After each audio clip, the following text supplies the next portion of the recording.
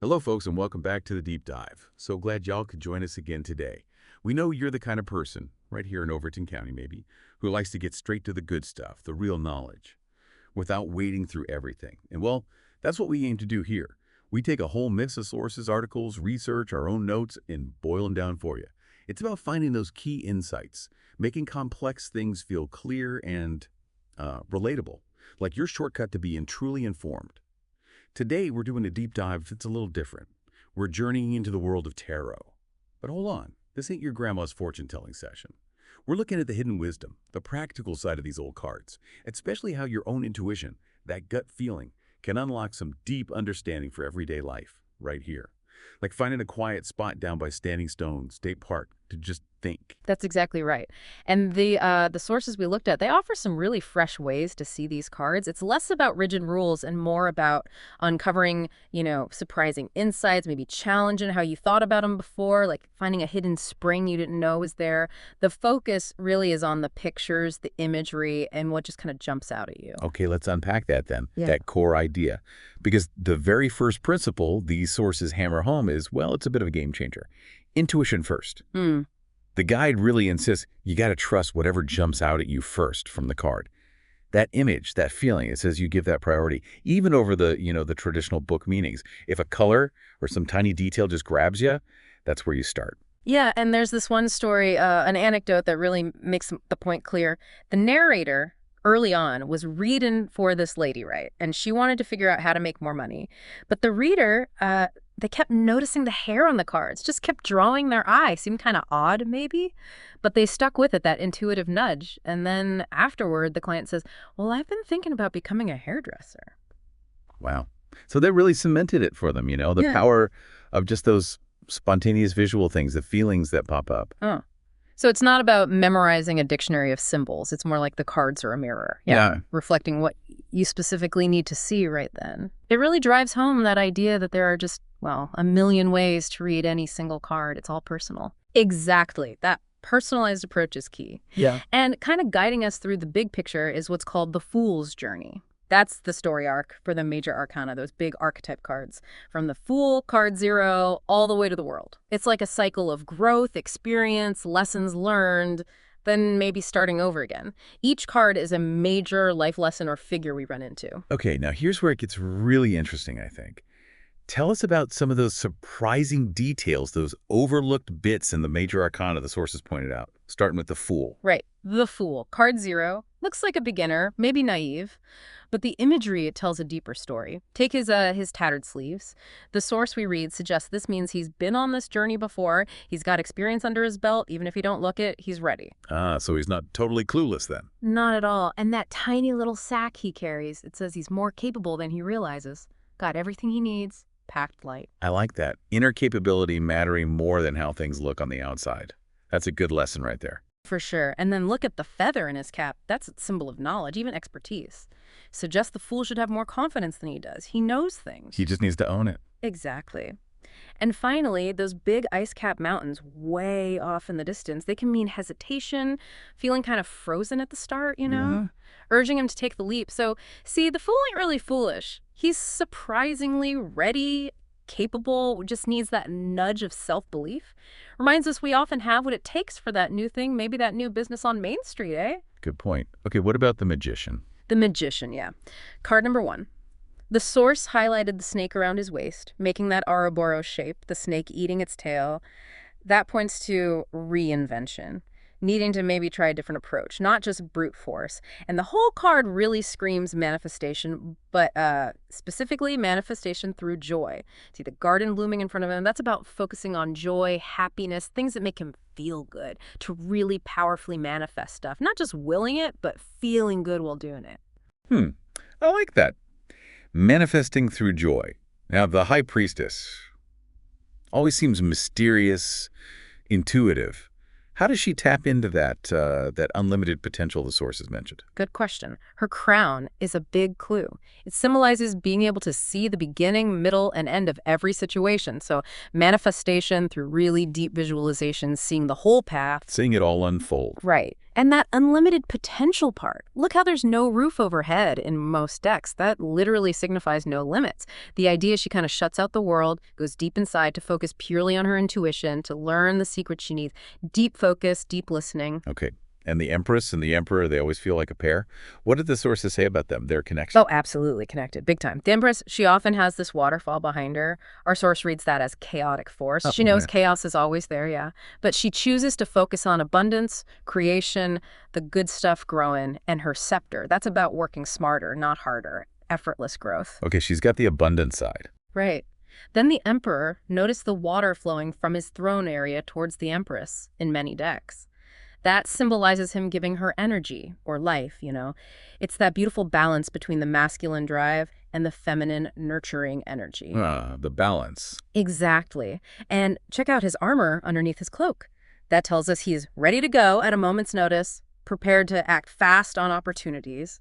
It really makes you think, don't it? How are we balancing that hustle, that drive with taking care of ourselves, nurturing things, like good neighbors helping each other out? Gotta have both. It's a great question for folks to ponder. Hmm. Now, what about the cards that kind of make people nervous, like the Devil in the Tower? Do these sources offer a different angle on those? They really do, and it's quite empowering, actually. The Devil card, often seen as just bad vibes or addiction, it's reframed here as potential creative energy trying to be released, but getting blocked maybe by societal expectations or our own fears. Creative energy, how Yeah. so? Well, look at the figures chained to the Devil's pedestal. See how the chain around their necks is usually really loose? It means they could easily change their habits and set themselves free. It's self-imposed mostly. And those animal horns they sometimes have, it connects to releasing that wild side, that basic root energy. So it's about being stuck by your own stuff, not some outside evil force. Pretty much. And the tower, usually seen as disaster, but it's not always bad. It often means sudden change that brings people back down to reality. Like the people falling, they maybe built their walls too high, ignored what was real, but that lightning bolt striking the tower. It can also be a flash of inspiration, a sudden epiphany, boom, leading to a totally fresh start. Could be a new direction for the family farm, maybe, or that unexpected opportunity right here in downtown Livingston. A sudden breakthrough. Okay. Any other major arcana insights that stood out? Maybe Strength or the Hermit? Oh yeah, couple quick ones. Strength. You know the card with the woman and the lion. Look close at the lion's tail. It's often shown between its legs. The source says this signifies conquering your inner voice, that inner critic, is a daily, ongoing thing. Not a one-time battle, but gentle, persistent strength. Everyday strength. I like that. And the Hermit. The hermit, yeah. He's up on the mountain, found his wisdom, maybe went through a dark night of the soul retreat. He's got the light. But the insight here is he's kind of frozen at the top of the mountain. He needs to share everything that he has learned to truly set himself and that wisdom free. What's fascinating here is that the wisdom ain't just for yourself, it's meant for sharing with the whole holler, the whole community. Ah, that's powerful. Wisdom needs to be shared. Okay, so that takes us from those big life lesson cards, the Major Arcana, down into the nitty-gritty, the everyday stuff of the Minor Arcana. These are the cards about daily life, right? From little squabbles down at the general store to bigger decisions about how you spend your hard-earned dollar. Quick reminder, 4 suits. Wands are action, desire, creativity. Pentacles, wealth, resources, practicality. Swords, intellect, thoughts, mindset. And cups, love, emotions, how you're feeling. So let's dig into some of those unique takes on these everyday cards from your sources. Absolutely. Let's start with swords, the suit of the mind, sometimes conflict. The 3 of swords, that classic image of the heart pierced by 3 swords, often just seen as heartbreak, pure and simple. But our guide really emphasizes forgiveness and healing, the act of removing those swords from our own heart so that we can heal. It's about agency, taking control of your healing. Taking the swords out yourself. Okay. Then there's the 5 of swords. Often shows a winner gloating, losers walking away. Looks like conflict, defeat. But the source sees it as learning how to win or lose gracefully. About knowing when to walk away and take the lessons and experiences with you, not just the sting of defeat. One interpretation even sees the 3 figures on the card as the same person at different stages of learning that lesson. Different stages of learning to let go. Interesting. What about the 7 of swords? The 7 of swords, usually tagged as lying, cheating, stealing, the guy sneaking away with swords. But this guide offers a brilliant reframe. There's a better way to do whatever you're doing. Maybe the way you're going about it is too complicated or not quite right. A better way. Yeah. Like inefficient, maybe. Exactly. Or maybe overlooking something. See the polka dot sometimes on his clothes could mean not taking things too seriously, and how he's carrying the swords by the tips. That suggests paying close attention to fine details, maybe legal stuff, or just being careful. Makes you ask, right? Are we maybe missing a simpler, easier way to get things done, even with getting ready for the county fair? Huh. Could be. Are we overlooking this simple way? Good question. What about wands? Action fire. Right. The Seven of Wands often shows someone defending their position like on a hilltop. But notice the details, like sometimes having one boot and one shoe on. That imagery suggests rushing out unprepared. But the core message isn't go back and get ready. It's more like, look, you're as ready as you're going to be right now. Just go for it. Don't let perfect be the enemy of good. Just go. Okay. Pentacles, money, resources, the physical world. Yeah, the Nine of Pentacles is packed with great stuff about creating success. See the woman in her garden. The snail with its home on its back nearby. That symbolizes creating an environment of success by keeping things simple, self-contained. The falcon on her glove represents training her focus on what matters. Training focus. And the grapes growing abundantly. That's about recognizing your natural skills, things that come easy to you but might be hard for others. That's where value and wealth can come from. And finally, notice she has 9 pentacles, but maybe 3 on the ground, 6 are on the vine or with her. It suggests giving 3, keeping 6, prioritizing your own well-being, self-care, even luxury, while still contributing. Know your worth, nurture yourself, connects to some of our local success stories, folks building something good here. I like that. Taking care of yourself to sustain success. Okay, last suit, cups. Emotions, relationships. Let's look at the Nine of Cups, often called the wish fulfillment card. The happy, satisfied guy with 9 cups behind him. And yes, it is about wishes coming true, but the source adds another layer. It's about being fulfilled by choosing energy allocation, consciously deciding where your emotional energy goes. Think of the figure as a barkeep, deciding who to give his emotions out to. And the fact he's often shown as kind of chubby. It suggests he's enjoyed past feasts. He's already in alignment with abundance and expects more good things. It's about adopting those habits of success and feeling fulfilled now, acting as if. Acting as if it's already here. Right. Wow. Okay. So bringing this all back home, what does this all mean for us right here in Overton County? Yeah. It sounds like, tarot, when you approach it this way, with your intuition first, Yeah. it's a really powerful tool, isn't it? Not just predicting stuff, but really digging out that hidden wisdom in the pictures and using it. Using it to navigate life, the challenges, the opportunities.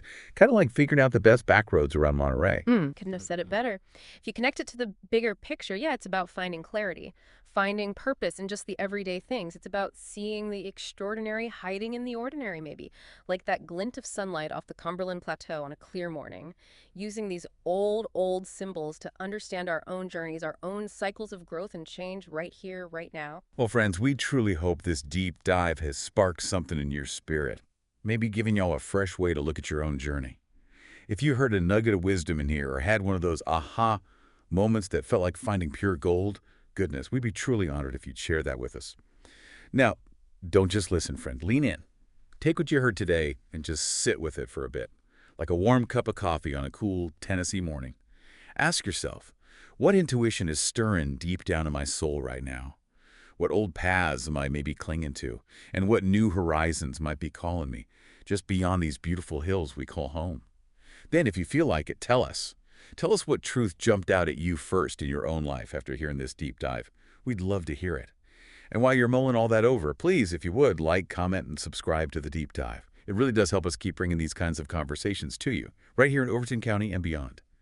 Before we head out, let's just offer up a little heartfelt reflection for y'all. May your paths be clear ahead. May your heart stay open to wisdom wherever you find it. And may your spirit always stay curious.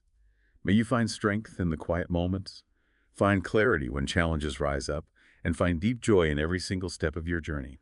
Guided always by that light shining within you for all your days, right here in our beautiful Tennessee home and wherever your spirit might take you. Amen.